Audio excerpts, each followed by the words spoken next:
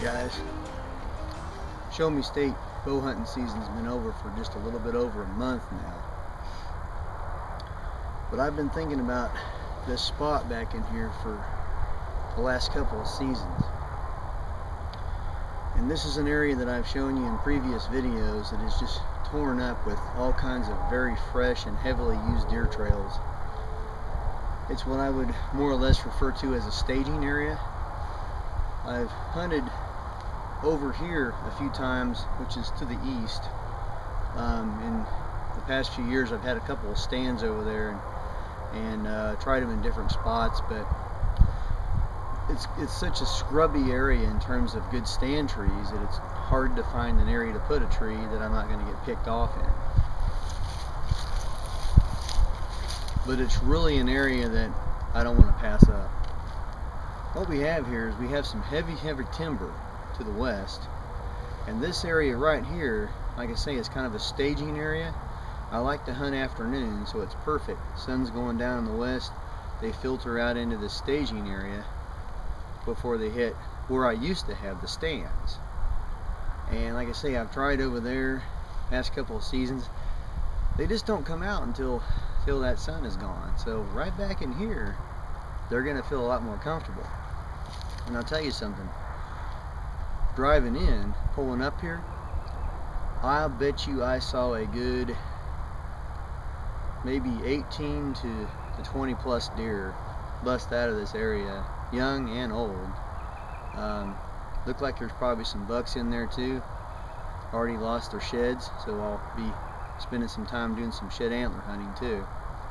But the idea here is to go ahead and establish another deer cane site and see if I can, find at least a tree or two in here. I'm not exactly sure what I'm going to do in that regard, but I'm going to try to get one of these scrubby hedge trees kind of cleaned up so I can have a stand tree, thinking more in terms of a mid to later season hunt when the winds are going to be more out of the north. So I'll probably end up being south of this spot here. And just in case I couldn't find a good tree to put the camera on, I went ahead and brought a 4x4 post, which I've done in the past, and I'll show you the process here if I decide to get into that and not actually put it on a tree. So go ahead and get after it and see what we can come up with here. Now right in there is pretty much where it all comes together. It's open enough to where I might have to do a whole lot of clearing, and it looks like they may have been already doing a little bit of pawing around in there anyway, so it's a pretty centrally located area in terms of distance from all the other trails, so it won't be hard for them to find it. So I'll go ahead and dig in.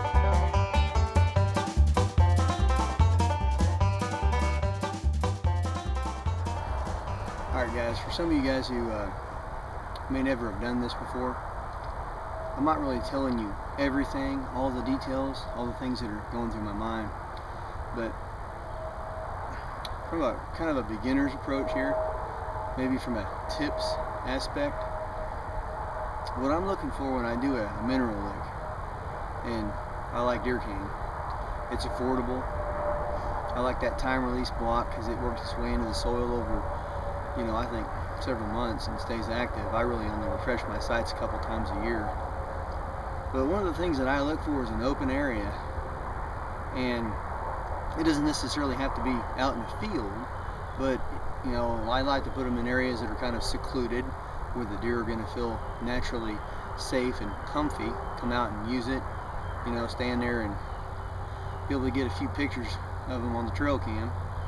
But one of the things that I really like to look for too, in terms of the actual site itself, the hole, the soil, is Be careful it's not too close to the edge of your drip lines of your trees, because you will have roots to contend with, and those roots will steal the minerals, as do the grasses and whatnot in the area, which is why they tell you to clear the site really well. And in my case here today, even though I usually bring all the tools I need, I forgot a flat shovel, because the last site that I prepared was already kind of in a tiny little watering hole, and I didn't have to clear any of the soil. But here I do, and so I'm going to end up being stuck with a shovel that not necessarily conducive for running flat and clearing the grasses away from the top of the ground surface. So I'm going to have my work cut out for me there, because you want to clear that 4-foot circle around the center of your site.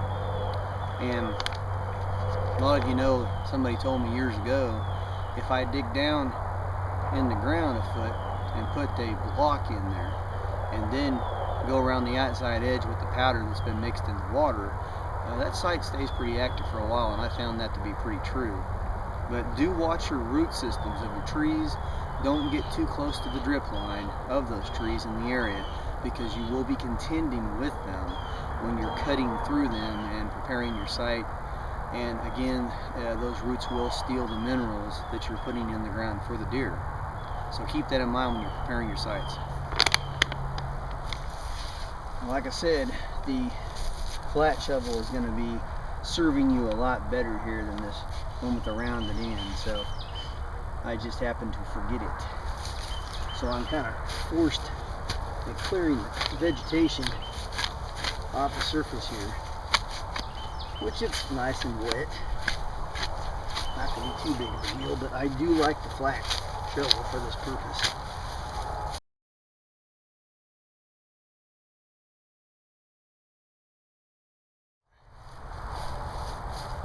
Alright, another thing I like to do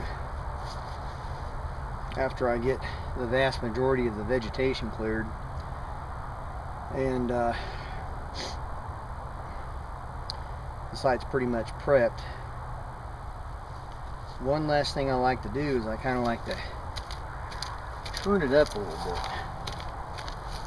I kind of think it helps the soil to receive the deer cane powder once it's mixed in the water. It goes in without running off the surface. And keep in mind too, another thing I'll mention is find a site that's relatively level. It's okay if it's on a little bit of a slope, because once you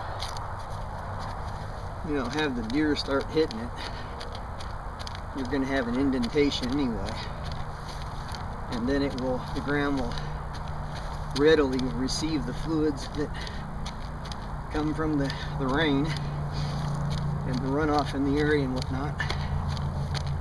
Be careful to not put them in areas like creeks where we're going to flood, because then that's just going to wash all your beneficial minerals away. Some more things you can think about when you're choosing a site. Well, we've got our soil prepared. We're going to go ahead and mix the deer cane mix up into the water. And I like to split it up in a couple of 5-gallon buckets and spread it across the site that way. Some guys will tell you to get creek water. It may have something to do with the part of the country you're in. I'm kind of in a semi-suburban area where I hunt, and deer are used to people, different smells and everything. I don't worry about it. In terms of preparing these mineral licks, I generally use tap water, because once they get established, the rainwaters are going to continue to provide that moisture that way, and eventually the chlorine will wash its way out, what little bit that there is. And I really don't think it really makes one way difference or another to the deer. So go ahead and get this mixed up.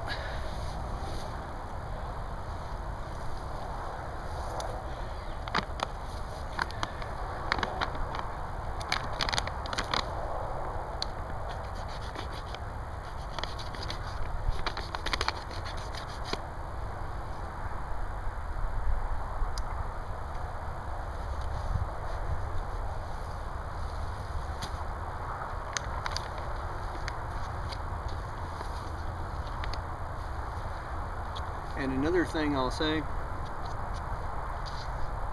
don't mix it at your house and then drive out to your site where you're going to put it. I've done that before years ago, and it ended up making a deer cane cake. Stuff hardens up pretty quick, so mix it and then spread it.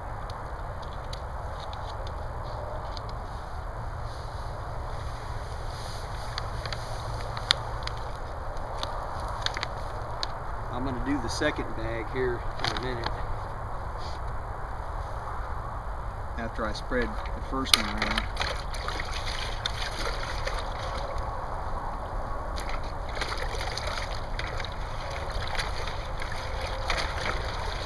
Because I think it really does harden up that quick.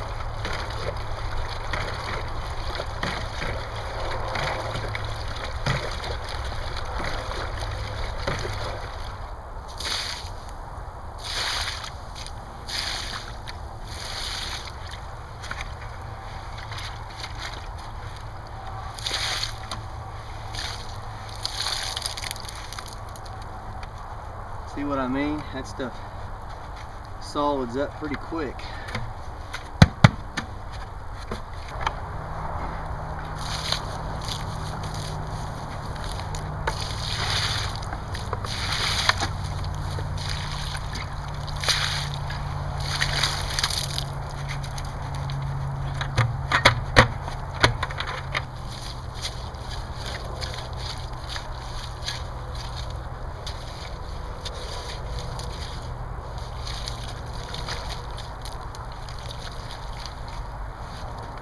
Water that's already dripping off to the north side here. Or to lower, I'll get it back in here.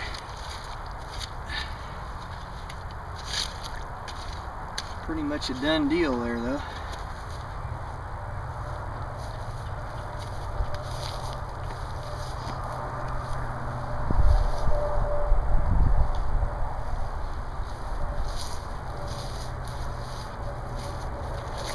One thing you want to consider too is how far your camera is going to be from your mineral lick, and it may have something to do with the type of camera you're using, of course, because all cameras are different. But I actually have a couple of different camera models in use here. Now, one of them happens to be a camera that I borrowed from a friend of mine, and it is a cutty back. It's an older model cutty back, and it takes pretty good pictures. I actually not sure how well it does at a distance, but I've had a lot of good luck with it up close and personal. I'd say probably within anywhere from 5 to 8 feet of the center of the site. It takes some really good pictures, and you can see those antlers real well. This tree over here that I just paced off to, it's 15, 16 feet to the center. I'll have to give that some thought. I may just go ahead and put a post in and strap it to that. So the other camera that I like to use is a Bushnell Trophy Cam, and it's a fairly new model. Parents got it for me for Christmas a few years ago. Now Sam, if you're watching this, now remember, Santa Claus did bring that to me, not you. You can borrow it though, if you want to come down here to the Show Me State, but you'll have to wrestle me for it.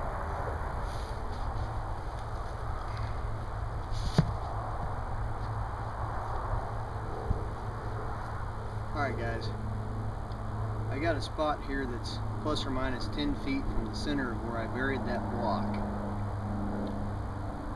And what I like to do is generally I find a 8-foot piece of 4x4 post and end up having to cut off a couple of feet, so I have a 6-footer left over. I like to get about 2 feet in the ground and then get it leveled up with a carpenter's level. And then what I do is I backfill it and then I tamp it in lifts with a sledgehammer.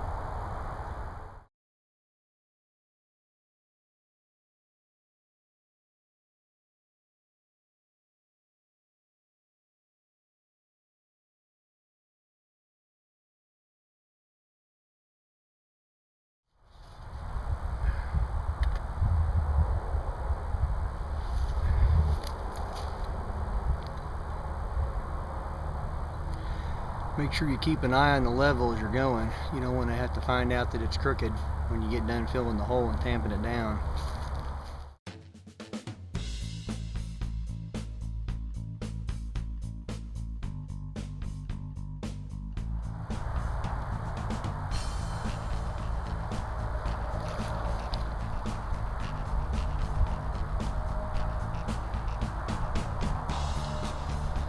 Alright, once you get her leveled up, ready to get your camera on there, of course. I've got this one about 10 feet from the center of that deer cane site. And it's more or less pointing to the northeast. It's pointing in an area where I think it's going to be least likely to be tripped by smaller saplings blowing around in the wind. Of course, I could cut some of those out to prevent some of that, but more importantly, I'm thinking about the sun angle. You don't want your camera pointing in the direction of the sun, really. I mean, east or west, and even in a southerly direction a lot of times. It depends on what your area is like, but that sun will trip your camera, so be careful with that when you choose your spot for your trail camera.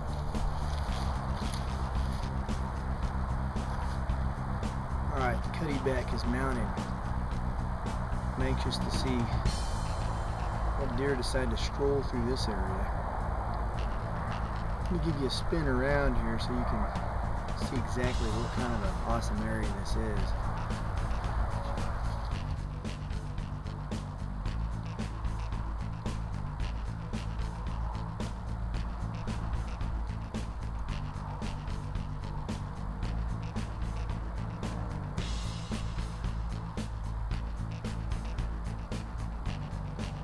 I know it's hard to see them all, but there are just trails galore in here.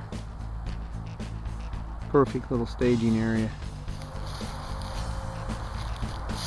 Well guys, I'm losing my daylight fast. I may have an hour at best. With this overcast sky here, I probably won't even have that. I was gonna try to do some shed hunt today, but I ran out of time. Really enjoyed myself back in here in this little hunting hole area. I think I'm going to finish out the day here, maybe doing a little bit of stand prep for next season. So try to get some of this stuff trimmed out a little bit, and so it doesn't disturb them too much right before I start hunting them come September 15th. So until next time guys, happy hunting to you.